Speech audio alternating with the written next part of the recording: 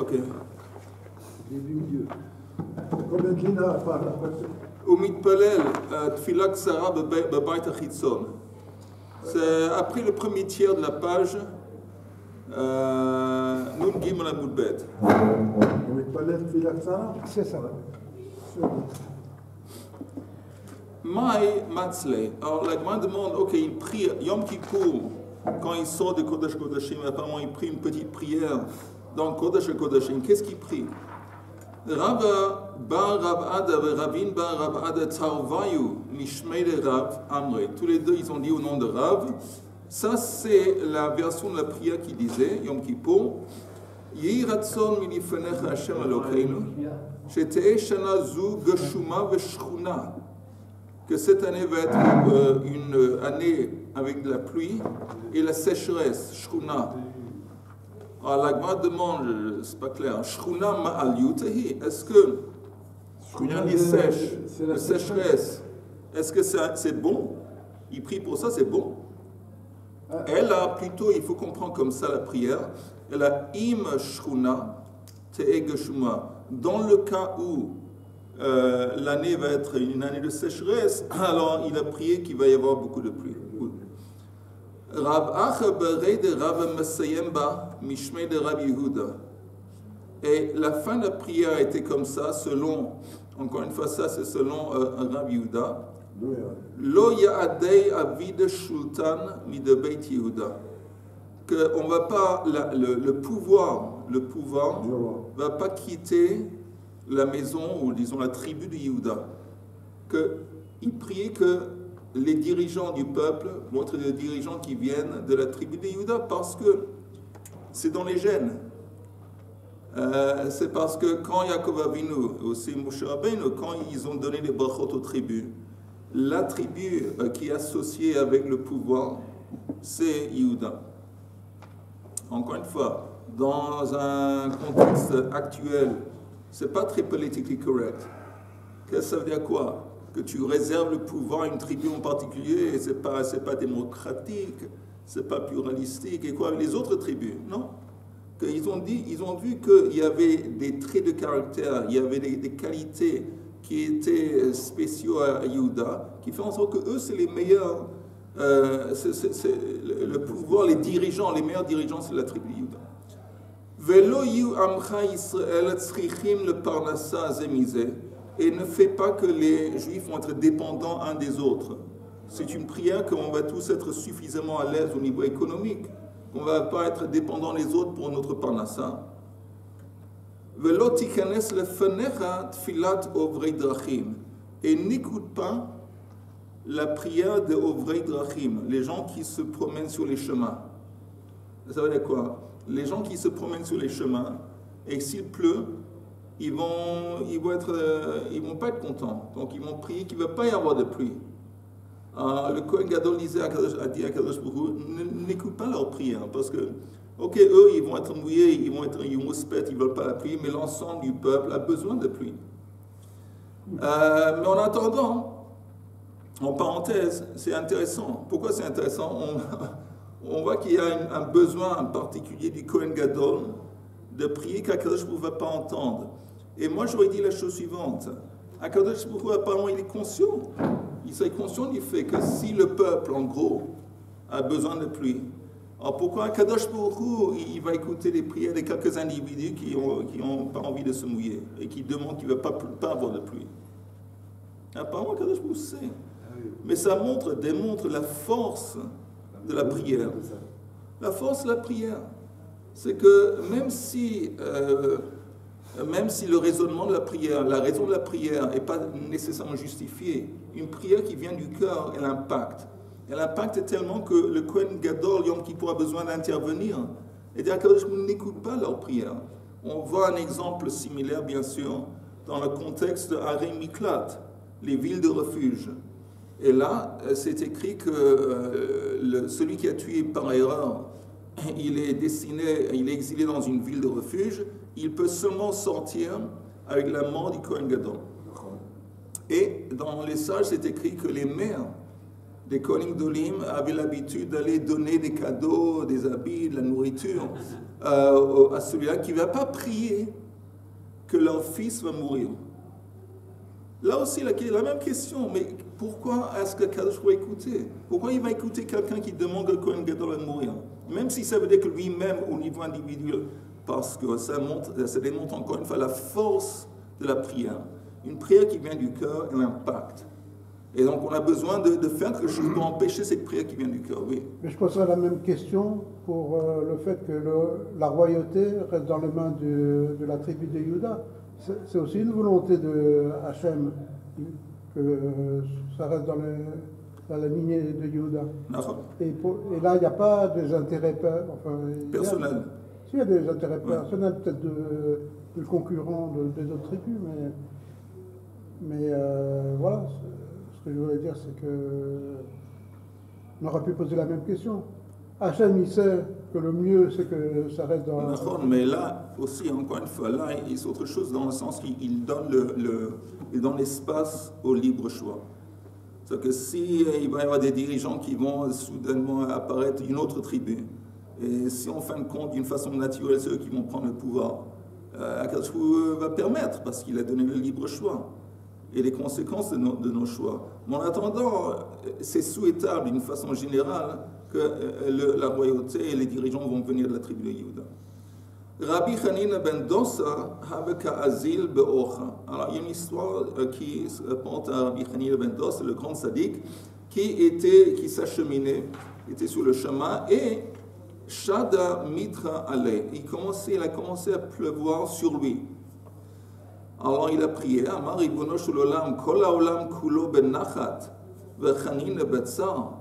Est-ce que c'est concevable que le monde entier est dans un état de repos et moi je suis en train de souffrir? Le monde entier, ils sont tous à la maison sec et chaud, et moi je suis en train de souffrir. Et sur le coup, Pasak mitra, la pluie a cessé. Qui hâte le beit, quand il est rentré chez lui, Amar Ribono shel olam, kol haolam kulo betzar, ve'chanina benachat. Est-ce que c'est concevable que le monde entier va être dans l'angoisse, peut-être parce qu'il n'y a pas assez de pluie, et moi je m'amuse, moi je suis au chaud. C'est-à-dire que maintenant il est dans la pluie, et sur le coup, bien sûr, Ata Mitra, la pluie a commencé à descendre. Les Goïs? Hein? Les Goïs? Non, les Juifs. Non, dans le cas de Hanina ben Dosa, le Pirouche dit qu'en fait il était tellement pauvre qu'il n'avait pas de manteau. Puisqu'il demandait, c'est pas que la pluie s'arrête, c'est qu'il demandait qu'on lui donne un manteau pour se protéger de la pluie. J'ai eu le Pirouche. C'est pas dans les mots. Non, c'est dans le commentaire. C'est pas dans les mots. Juste... Mais dans les mots, ce qu'il cible, c'est la pluie. Il ne parle pas de manteau. S'il avait besoin de manteau, il aurait pris pour un manteau. Ah, c'est le commentaire. Commentaire un peu bizarre. Ouais, Amar Rav Yosef, Maya Hanyale. En tout cas, là, Hachem a écouté sa prière. Oh, Azamar Rav Yosef. Akadosh Baruch Hu doit écouter les voix de la majorité. Je suis d'accord avec toi. Amar Rav Yosef, Maya Hanyale Tzlote de Kohen Gadol, le Gabé Rabbi Hanina ben Dosa. Rav Yosef, quand il a entendu cette histoire, il a dit à quoi ça sert la prière du Kohen Gadol en ce qui concerne Rabbi Hanina ben Dosa. Ah. On voit que ça n'a pas servi beaucoup parce qu'Akadosh lui a écouté. Tanu Rabbanan, Ma'aseh beKohen Gadol echad shehe'erich betfilato. Il y avait une fois un Kohen Gadol qu'après qu'il a fait le service à l'intérieur dans le Kodesh HaKodashim, il a prolongé sa prière dans le Heichal avant de sortir. Et les autres, ses collègues, les autres Kohanim, ont décidé de prendre quelques-uns parmi eux, de rentrer et de voir, de vérifier si tout va bien. Alors pendant que eux, ils étaient en train de rentrer, lui, il était en train de sortir. Alors ils se sont rencontrés. Pourquoi tu as tellement prié longtemps? Pourquoi tu as prié pendant tellement de temps? Amarlem, kasha beinechem shitpalalti alechem val beit hamikdash lo yicharev. Est-ce que pour vous ça vous embête tellement que j'ai prié pour vous et j'ai prié que le temple ne va pas être détruit? Amulo al tehi regil lasot ken. Ne t'habitue pas à te comporter de cette façon et de prier longuement. Shehari shaninu, parce qu'on a une Mishnah qui nous a enseigné, lo haya ma'arich betfilato, kedei shelo lehavit et Israël. Il n'avait pas l'habitude de prier une longue prière pour ne pas stresser le reste du peuple, parce qu'encore une fois, ils ont eu peur que peut-être il est mort, comme était le cas pendant beaucoup d'années, au temps des Kohanim qui étaient corrompus, ils entraient dans Kodesh Kodashim, sur le coup ils étaient morts. Ok, nouvelle Mishnah. C'est magnifique. C'est magnifique. De quel point de vue? C'est magnifique parce qu'en fait, il y a deux choses. D'abord, le dialogue entre Hanina Ben Dossa sur l'arrêt de la pluie. Non. Et finalement, non mais attends, pourquoi la majorité? En fait, on voit que ça monte. Et là, le Kohen Gadol, il avait une intention qui est bonne, de prier plus. Néanmoins, il a été remis à sa place. C'est qu'en fait, te dire, Zélo Méchané, il y a une Mishnah qui nous a appris que tu ne dois pas durer trop longtemps si on a peur, tu sors. C'est...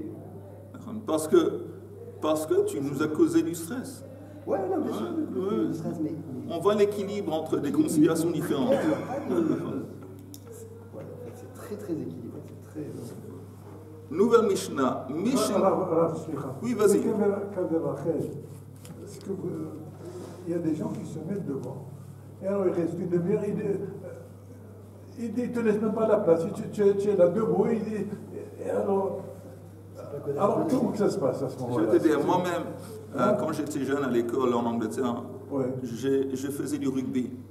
Et on dit, tu fais du rugby, tu vas comme ça, avec ton épaule et tu bouscules, tu fais ton tu rentres. Non, mais c'est vrai, ça développe. Ok, nouvelle Mishnah. Il y a écrit dans le Tanakh qu'il ne faut pas être long dans la prière. C'est Boaz qui dit Boaz Amar le Kotzrim, Hachem Imachem. Oui, c'était pas une prière, c'était saluer. Il saluait les Kotzrim. Oui, mais on dit Hachem Imachem, c'est un Hachem Shemim Kotzrim. Il faut aller droit au but. Yallah. Ok, nouvelle Mishnah. Mishenital Aaron. Quand, après que l'Aaron a été pris, ça va aller. Après que l'Aaron a été pris, ça veut dire ici pris par l'ennemi, Even Haitasham Miyemot Nevi'im Rishonim. Il y avait un rocher qui était là-bas, dans le Kodesh Kodashim, depuis la période des premiers prophètes. Veshtia Haitanikret. Et on appelait ce rocher Even Shtia. On va en parler. Gvoa Min Haaretz. Oui, c'est dans Kodesh Kodashim. Gvoa Min Haaretz Shalosh Etzbaot. Et ce rocher, il sortait du sol à une hauteur de 3 Etzbaot. C'est quelque chose comme ça. Ve'alea Hayanoten. Et c'est sur ce rocher qu'il plaçait la pelle avec les braises. Autant qu'il n'y avait pas de Aaron, qu'il ne le mettait pas sur le sol en face. Natal et Adam, mais Mishahaya Memaresbo. Alors, vous entendez, qu'est-ce qu'il a fait le Kohen Gadol? La première chose qu'il a fait, Yom Kippour, c'est qu'il a brûlé la Ketoret. Donc il est entré, on a vu, il a brûlé la Ketoret. Mais avant qu'il a brûlé la Ketoret, qu'est-ce qu'il a fait? Il a fait la shrita de son porc. Il a égorgé son bœuf. Le sang a été transmis à un Kohen qui, était en train de remuer le sang pour qu'il ne va pas coaguler. Après, le Kohen Gadol rentre, il brûle la Ketoret. Maintenant, il va prendre le sang. C'est écrit dans la Mishnah, Natal et Adam, mais Mishahaya Memarespo. Il prend le sang de celui qui est en train de le remuer. Nirnas le makom chez Nirnas. Il rentre à nouveau dans Kodesh Kodashim, l'endroit dans lequel il est entré auparavant. Va'amad b'makom she'amad, et il se remet à l'endroit où il était avant, quand il a brûlé la Ketoret, ça veut dire entre les deux barres du Aaron, quand il y avait l'Aaron, et entre les deux barres, même quand il n'y a pas d'Aaron. Vehiza mimenu, et il a aspergé avec ce sang, achat lemala vesheva lemata. Une fois en haut et 7 fois en bas. Dans la Kabbale, il y a il y a les sphirotes. Les sphirotes, c'est très vite, c'est des puissances par lesquelles Akadosh Baruch Hu gère le monde. Ça comprend Chesed, Vekvura, Vatiferet, Venetzach, Verod, toutes ces puissances. Et les trois en haut, Chokhmah, Bina, Dat, ça correspond à la tête. Et après, il y en a 7 qui font partie du bas. Et il me semble que le 1 en haut, c'est connecté à une sphère plus élevée, disons. Et les 7, c'est toujours les 7 en bas. On dit les Sheva Ro'im. On dit que, par exemple, les Sheva Ushpizin de Sukkot, on a 7 Sukkot, on les appelle Ushpizin. C'est des invités. Mais qui c'est ces gens? C'est des guides, les 7 guides d'Am Israël. Mais chacun de ces guides correspond à une sphira, à une puissance. Abraham, c'est Chesed, Isaac, c'est Gvura. Donc, l'idée de ces 7, c'est important. Donc, il jetait, il aspergeait le sang une fois en haut et après 7 fois en bas. On va voir de quoi on parle bientôt. Velo haya mitkaven lehazot, lo lemala velo lemata. Il n'avait pas l'intention de faire en sorte que le sang qu'il jetait en haut arrivait en haut du couvercle et que le sang qu'il jetait en bas allait sur le côté du couvercle. Le couvercle, sur le Aaron, il avait une épaisseur d'un tefach. Ok? Maintenant, c'est écrit dans la Torah qu'il jette ça sur la caporette, mais la Mishnah dit, il ne prend pas ça au sens littéral. Que le sang va aller sur la caporette, mais plutôt c'est dans la direction de la caporette. Ne pense pas qu'une fois c'est au-dessus de la caporette et les autres 7 fois c'est sur l'épaisseur de la caporette. Non, plutôt la Mishnah continue. Elle a comme un slif.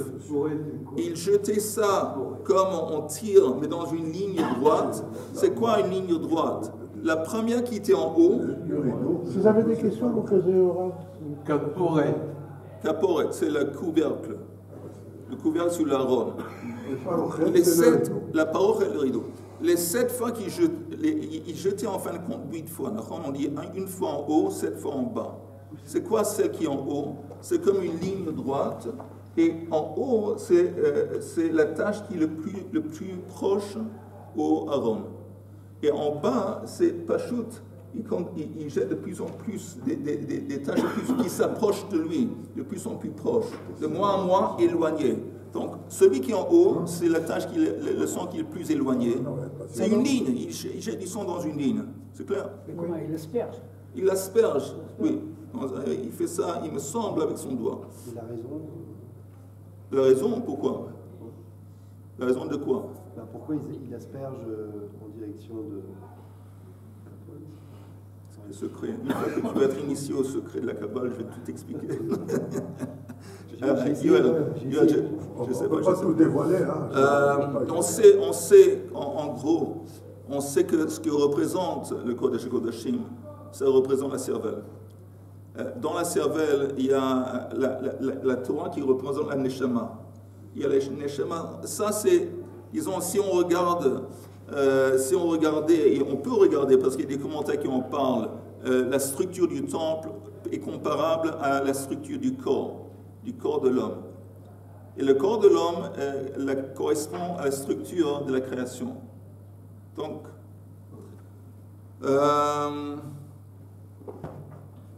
ok, comme Atzlif. Et c'est comme ça qu'il comptait. Achat ve'achat. אחת ב2, אחת ב3, אחת ב4, אחת ב5, אחת ב6, אחת ב7. Après qu'il a fait ça, Yatsa, Vehinicho al kan hazahav shebeichal. Il posait le bol avec le sang sur une espèce de canne, c'est un support d'or qui se trouvait dans l'Eichal. Dans l'Eichal, en dehors de Kodesh Kodashim, où se trouvait le Mizbeach hazahav, la table et la menorah. Il y avait comme une base comme ça d'or sur lequel il plaçait le sang du parc. Maintenant, qu'est-ce qu'il fait après? Et viulo est à Seir. On lui a apporté le bouc qui était la Hachem. Shechato vekibel bamizrak et damo. Il a égorgé le bouc, il a reçu le sang, ונכנס למקום שנכנס ועמד במקום שעמד, והיזה ממנו אחת למעלה ושבע למטה, וכך היה מונה אחת, אחת ואחת, אחת ושתיים וכו'. Donc il a fait exactement la même chose à nouveau, mais maintenant avec le sang du bouc. Après, Yatsa vehenicho al kanazahav hasheni shebeichal. Il est allé avec le sang du bouc, les restes du sang du bouc. Qui fait Ashrida de... Le Kohen Gadol fait tout. Hein? Le Kohen Gadol fait tout. Donc il ressort pour faire Ashrida. Oui, oui. Mais alors combien de fois il rentre, il sort alors? Pardon? Ça fait 10 fois qu'il rentre, il sort. Pas 10 fois, mais ça fait plusieurs fois qu'il rentre. Et il sort. Après, il doit être en forme, il doit être en forme au niveau physique pour faire tout ce qu'il doit faire. Un rap ici. Oui. Pour dépecer la bête, qui c'est qui sont... Ah, c'est pas lui. Ça, c'est pas lui. C'est... Ah, d'accord. Mais... Et du coup, c'était tout ça le Kodesh HaKodashim. Pardon? C'était tout ça entre la braise et tout dans le Kodesh HaKodashim. Les braises étaient dans une pelle qui plus tard a été retirée par le Kohen Gadol plus tard pendant Yom Kippour. Donc la pelle et les braises ne restaient pas. Mais il y avait des taches de sang qui restaient par terre. Et c'était pas nettoyé? Alors, je ne sais pas, c'est écrit dans la Mishnah que une fois par quelque temps, il y avait, on faisait une cage avec des ouvriers qui rentraient pour nettoyer. Alors, on dit que Shimon a dit qu'il a été 40 ans Kohen Gadol. Alors à la fin, il était vieux. Oui. Mais même s'il était vieux, c'est une bonne question, mais apparemment il était toujours capable de tenir la pelle avec les braises ou de couper avec le couteau, de faire la shrita. Quel est le sens de jeter shrita? Shrita. Shrita, c'est égorger. Non. Asperger. Asperger. Comment on dit en hébreu? L'isroc. L'isroc. De jeter le sang. Dans le Kodesh HaKodashim, par rapport au fait de jeter l'isroc, le sang du Korban Tamid. Rien à voir. Il y a quand même un lien. Non. Encore une fois, la question est pourquoi est-ce qu'une fois par année, pendant Yom Kippour, il y a un service qui se déroule exceptionnellement à l'intérieur d'un Kodesh Kodashim? Non mais là ils jettent aux 4 coins cardinaux de tous les jours. Et là, la première fois, ils jettent le sang proche peut-être du divin, je ne sais pas. Et puis ensuite, ils rapprochent le sang de lui-même. Il y a quand même un sens. C'est sûr qu'il y a un sens. Par rapport aux 4 coins. Il y a beaucoup de sens et de secrets. Et quelqu'un qui est vraiment intéressé, il est invité à creuser. Bon. Alors, après, il est sorti du Kodesh HaKodashim et le sang qui reste que du bouc. Il a placé sur le deuxième, disons, plateau d'or qui se trouvait dans le Eichal. Rabbi Yehuda Omer, Lo hayasham el kan echad bilvad. Rabbi Yehuda conteste, il n'y avait pas deux petits estrades d'or, il y en avait une. Maintenant, qu'est-ce qu'il fait après?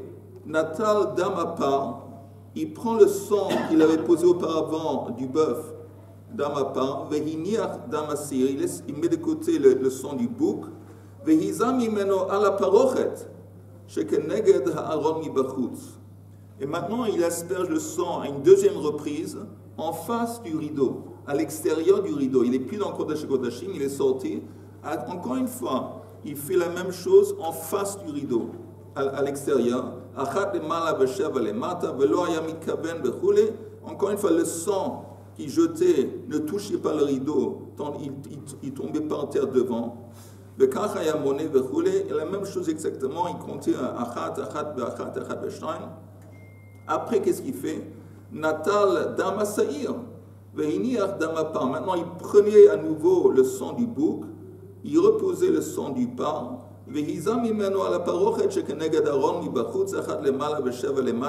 La même chose. Encore une fois, il jetait le sang du séir en face de la parochet et à la fin, ira damapar les torts damasaïr venatana malé berekan. Il mélangeait le reste du sang du parc avec le reste du sang du bouc. Il jetait ça dans le même. Il jetait, comme c'est écrit dans la Mishnah, il jetait les restes du sang du pain dans le bol où il y avait le sang du séhir, mélangé. Après, il jetait le contenu, le mélange, à nouveau dans le bol qui était vide. Et après, il prenait ce sang et il continuait à jeter. Il mettait ce sang sur quoi? Misber HaZahav, sur le petit misber qui était à l'intérieur sur lequel on brûlait la Ketoret. Je n'ai pas compris quelle sorte de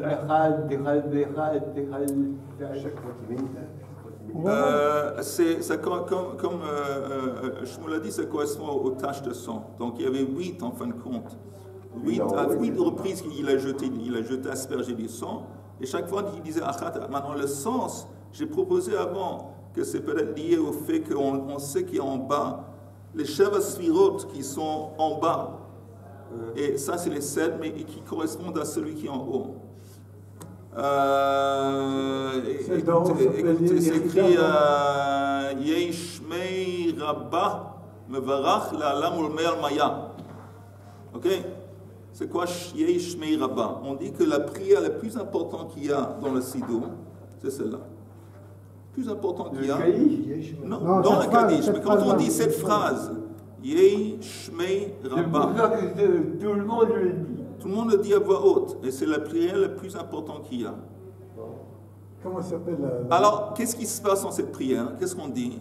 Yeh Shmei Rabbah Mevarach.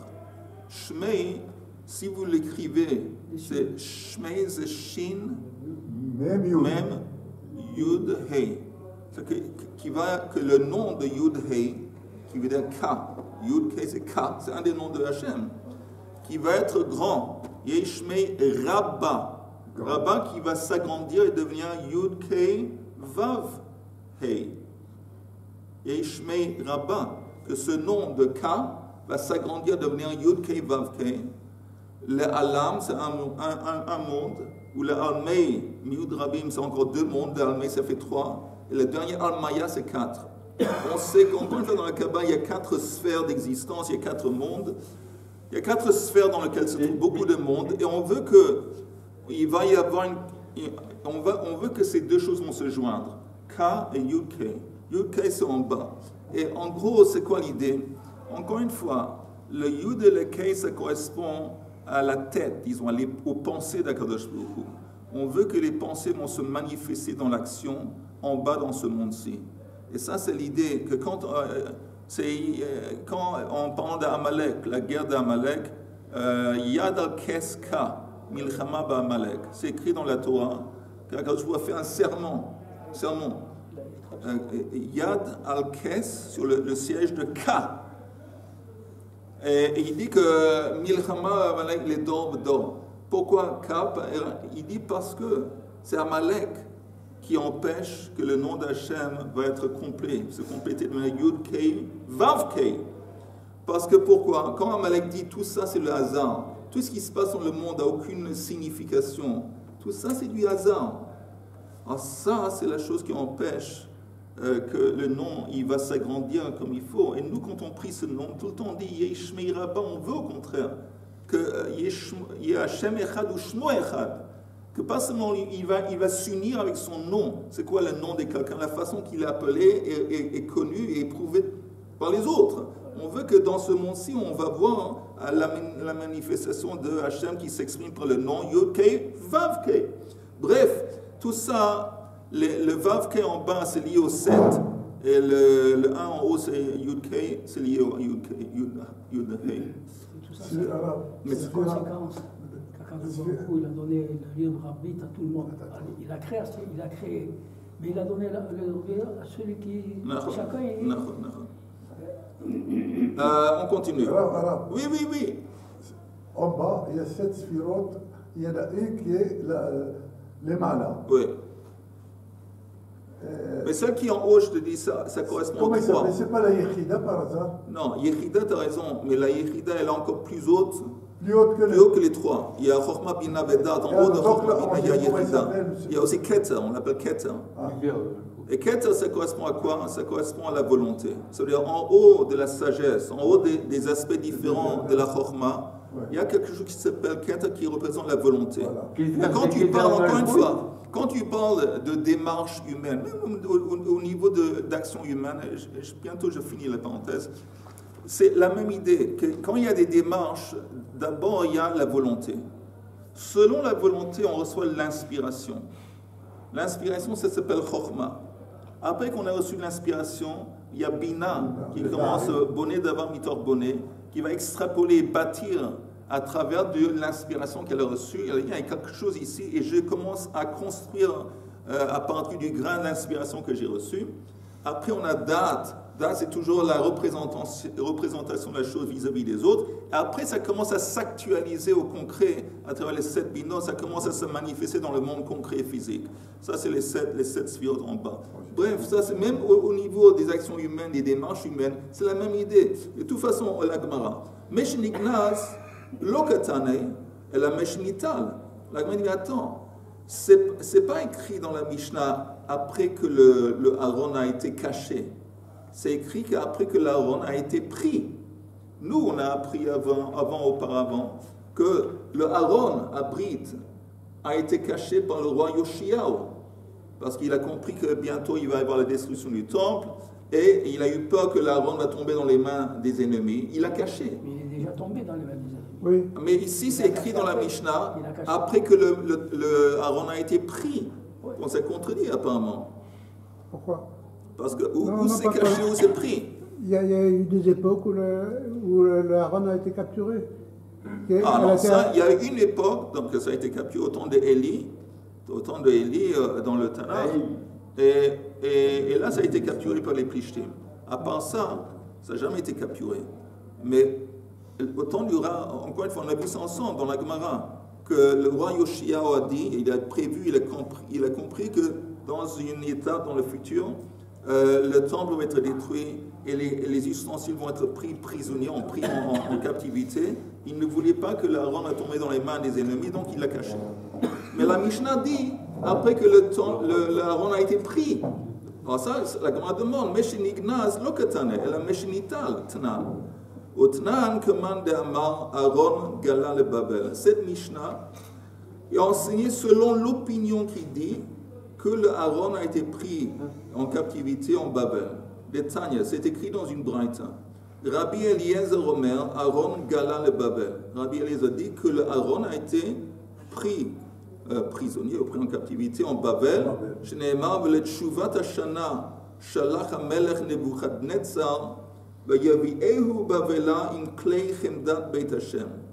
Que après une année, le roi Nebuchadnezzar l'a apporté, en parlant du roi, à Babel, avec les ustensiles précieux de Beit Hashem. Et c'est quoi l'ustensile le plus précieux dans Beit Hashem? C'est l'Aaron.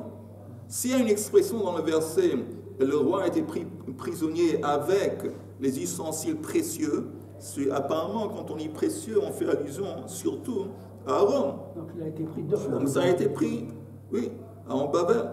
Rabbi Shimon ben Yochai Omer, Aaron gala le Babel. Apparemment, Rabbi Shimon ben Yochai est aussi d'accord que l'Aaron a été pris.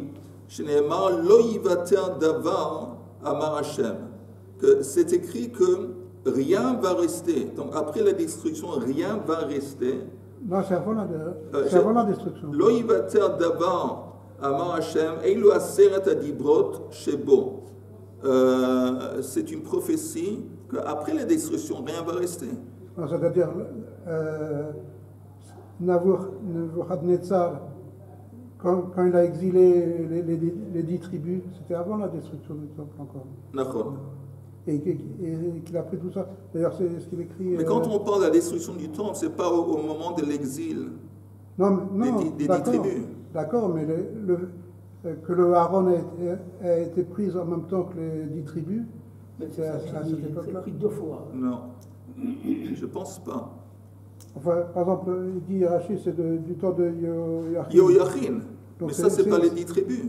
Non, c'est le deuxième exil. Ouais, d'accord, mais c'est avant la destruction du temple, malgré tout. Il y avait, quand on parle de la destruction du temple, du premier temple, ça s'est passé à plusieurs étapes. Il y avait Yehoyachin, c'était la première étape qui a été exilée, et à la fin il y avait Tzidkiyahu. La Mamash, le dernier roi, c'était Tzidkiyahu. Donc il y avait à peu près une 50 et quelques années entre les deux.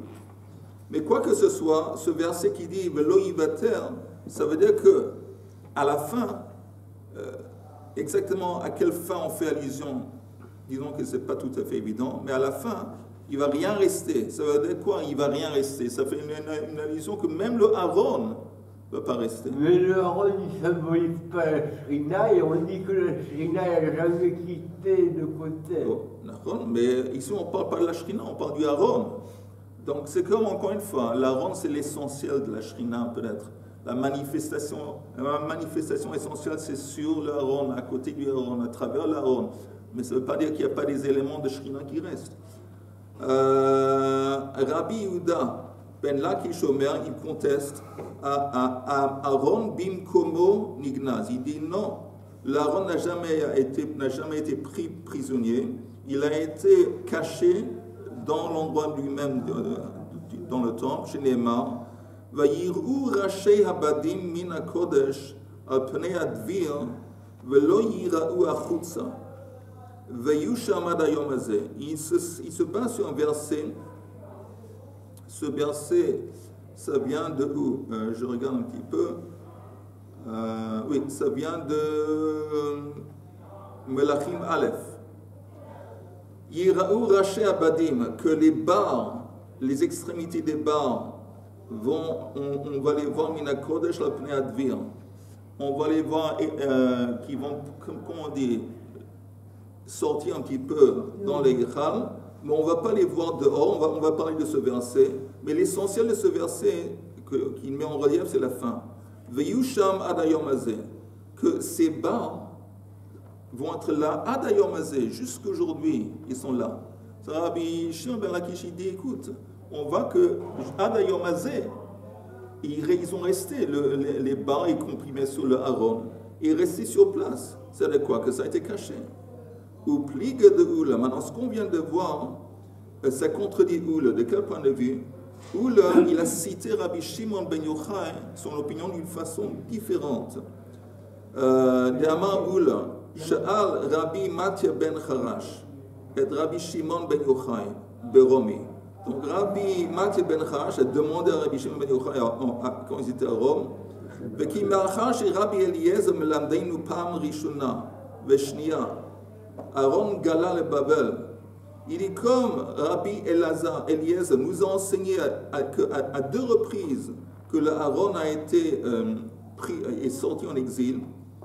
Première fois à Babel, comme c'est écrit, Veyevi'eu Babelaim klei chemdat beit Hashem.